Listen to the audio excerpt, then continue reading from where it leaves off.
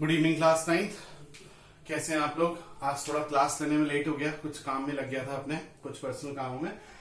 हम लोग simultaneous equations कर रहे हैं और साइमल्टेनियस इक्वेशंस में आप लोगों को दो मेथड्स में बता चुका हूं। आज मैंने व्हाट्सएप ग्रुप पर शीट भी भेजी है, उसमें सब्स्टिट्यूशन, इक्वेटिंग द कोफिशिएंट्स और क्रॉस मल्टीप्लिकेशन के क्वेश्चंस हैं।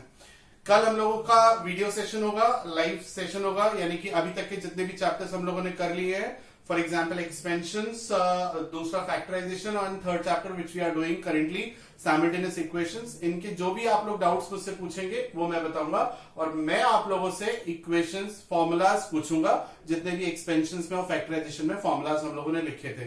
ठीक है, तो तैयार रहिएगा, मेरी तरफ से भी क्वेश्चंस होंगे और आप लोग तो अपने डाउट्स बेशक पूछ ही सकते हैं। आज की क्लास में मैं आपको क्रॉस मल्टीप्लिकेशन वाला मेथड समझा दूंगा, जिसके साथ साथ हमारा इस साइमल्टेनियस इक्वेशंस का चैप्टर कंप्लीट हो जाएगा।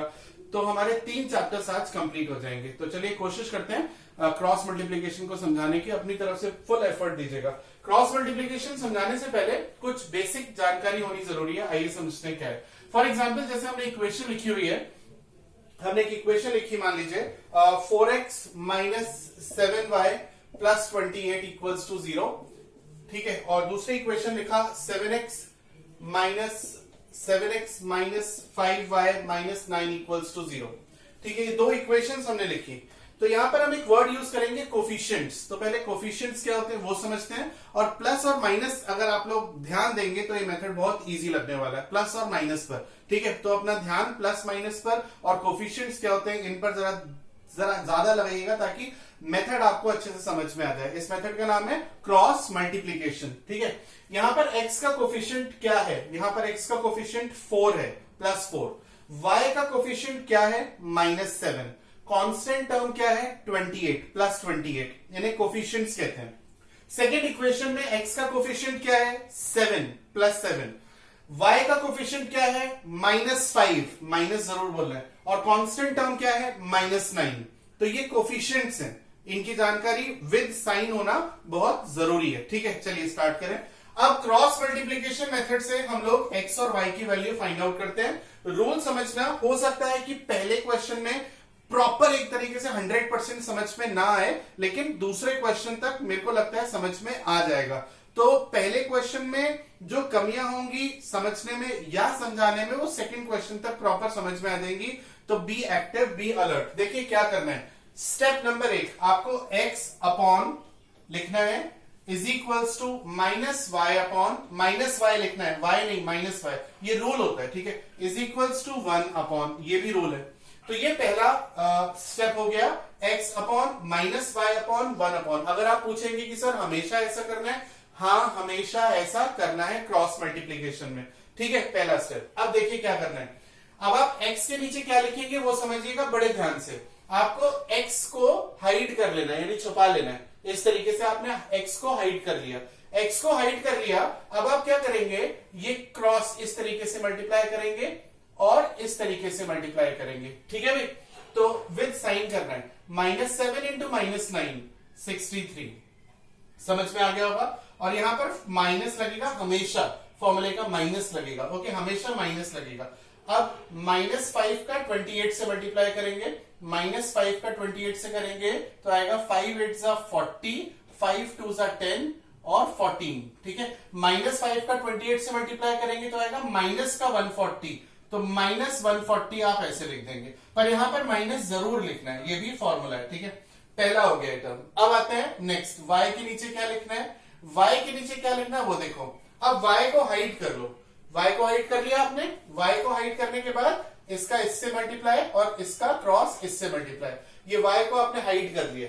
ठीक है, विद साइन मल्टीप्लाई करना है। तो क्या दिख रहा है आपको? 4 × -9 यानी -36, फॉर्मूले का माइनस यहां लिखना ही लिखना है, और 7 × 28, 7 8 = 56, 7 2 = 14 और 5 196, तो 196। ये 7 और 28 प्लस के हैं, इसलिए प्लस यहां पे लगा दिया। ठीक है, अब इसके बाद लास्ट में 1 के नीचे क्या लिखना है वो समझिएगा। यहां पर आपने कांस्टेंट टर्म को हाइड कर लिया, कांस्टेंट टर्म हाइड कर लिया। अब इसका इससे और इसका इससे मल्टीप्लाई करना है। ठीक है, बहुत सिंपल है, एक ही काम करना है। बस प्लस माइनस का जिस बच्चे ने ध्यान दे लिया वो सक्सेस है, अदरवाइज तो गलतियां होनी है। ठीक है, plus minus is very important. अब देखिए 4 का -5 से -20 माइनस लगा दिया, ये फॉर्मूले का हमेशा आना ही आना है। और 7 इंटू 7 -7 यानी -49 बस बात खत्म, क्रॉस मल्टीप्लीकेशन मेथड खत्म, बस इतना ही है। ठीक है, आइए देखते हैं। अब x अपॉन ये माइनस माइनस प्लस हो जाएगा, तो 3 और 2 और 4 और 6 0 यानी कि 203। ठीक है, आगे माइनस का y अपॉन 6 और 6 12 9 10 11 12 13 और माइनस का 232 और 1 अपॉन ये प्लस हो जाएगा -20 प्लस 49 हो जाएगा। अब इन दोनों को कंपेयर कर लीजिए, यानी कि इक्वेट कर दीजिए। कंपेयर वर्ड गलत बोला है मैंने। x upon 203 equals to 1 upon 29, तो x is equals to 203 upon 29। ठीक है, अगर इसे काटने की कोशिश करें तो देखिए किससे कटेगा ये, आई थिंक 7 से कट जाएगा। यस, 7 से कट जाएगा। अब इन दोनों को इक्वल कर दीजिए, तो -y अपॉन -232, ये माइनस माइनस आप कैंसिल वहां भी कर सकते थे, is equals to 1 upon 29। So y equals to 232 upon 29। ये किससे कट जाएगा, आई थिंक 8 टाइम्स जाएगा। हाँ, 8 टाइम्स चला जाएगा। तो इस तरीके से क्रॉस मल्टीप्लीकेशन मेथड से x और y की वैल्यू फाइंड आउट करते हैं। ठीक है, अच्छा अब एक क्वेश्चन और करते हैं, सेम मेथड से दूसरा क्वेश्चन करते हैं।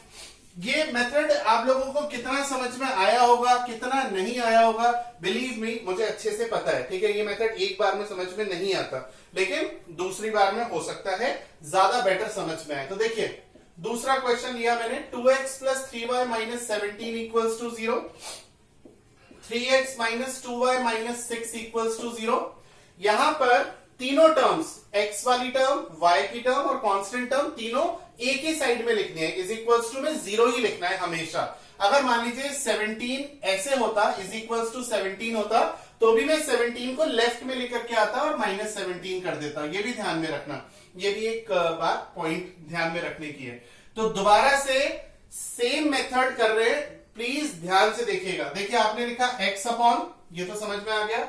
फिर क्या लिखा, -y अपॉन, यहां माइनस आना चाहिए। फिर आपने लिखा 1 अपॉन। ठीक है, दोबारा से समझा रहा हूं। अगर आप पूछेंगे कि सर हर क्वेश्चन क्रॉस मल्टीप्लीकेशन वाला हर क्वेश्चन ऐसे ही होगा, यस, हर क्वेश्चन में ऐसे लिखना ही लिखना है हर बार। ठीक है, अब क्या कर रहे हैं, x को हाइड कर लिया, x को हाइड कर लिया।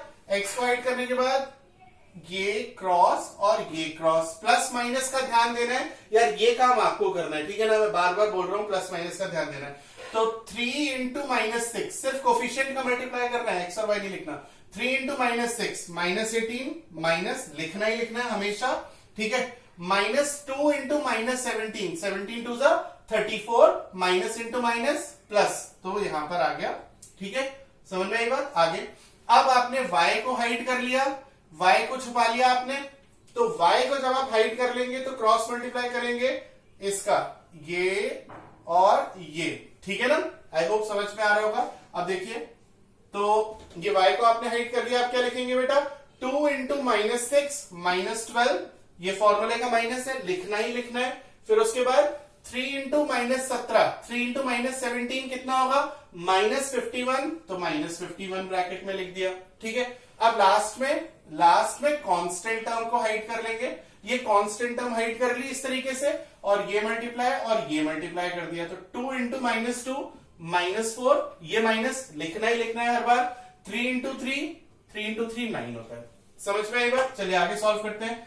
x अपॉन 8 और 4 12, 3 4 5 52 is equals to -y upon -12 plus 51 और 1 अपॉन -13। ठीक है, अब फर्स्ट और थर्ड को इक्वल कर दो, पिछली बार की तरह x upon -52 equals to -1 upon 13।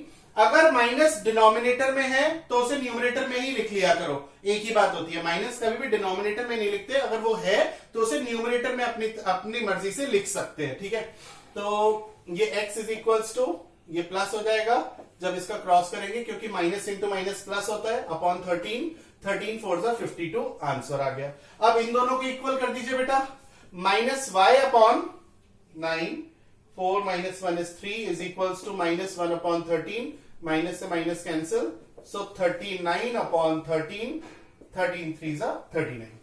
तो ये होता है क्रॉस मल्टीप्लीकेशन।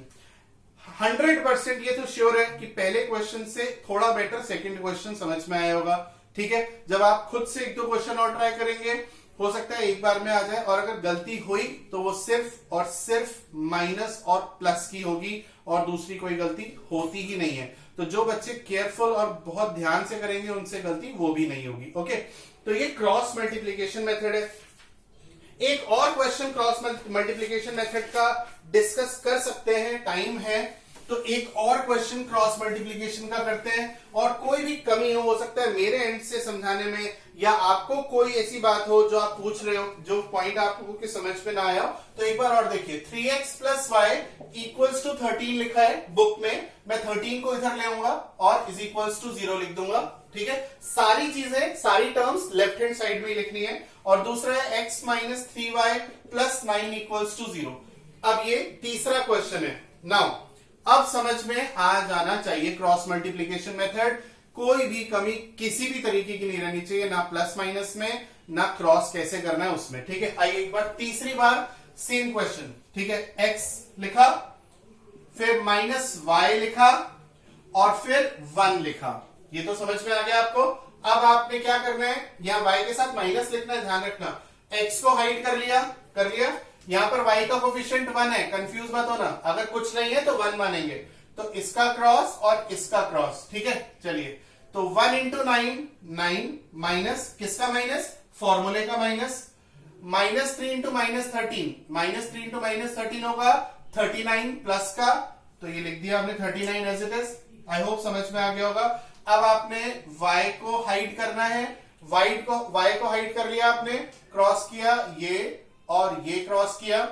ठीक है बेटा, तो 3 इंटू 9 27 माइनस फॉर्मूले का हर बार आएगा, और x का कोफिशिएंट अगर कुछ नहीं है तो 1 लेना है। 1 into minus 13, 1 into minus 13 minus 13 होगा, तो माइनस 13 लिख दिया आपने। अब तो आई गया होगा समझ में यार। और अब आपने कांस्टेंट टर्म को हाइड कर लिया, ये कांस्टेंट टर्म ऐसे हाइड कर ली और इन दोनों का मल्टीप्लाई किया बेटा, तो क्या आएगा बताइए, ये माइनस है।